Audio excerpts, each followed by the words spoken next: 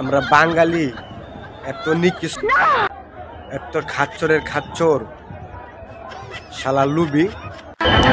রাজধানী ঢাকার ফার্মগেট এলাকায় ফল মেলা থেকে বিপুল সংখ্যক ফল লুট হওয়ার ঘটনা ঘটেছে।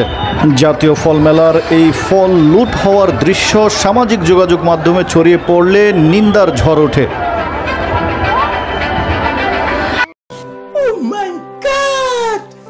ফল ফাকরা দেওয়াস নাই তাদের বাপ জীবনে, শালা লুবি, শালা ঘর, শালারা কিভাবে দেখ টানা হিস্তা করতেছে। দেখ হইন্নির ঘর, হইন্নিরা যেমন মনে ফল দেখে নাই, বাপ জীবনে মনে ফল খায় নাই। হইন্নির ঘর, হইন্নিরা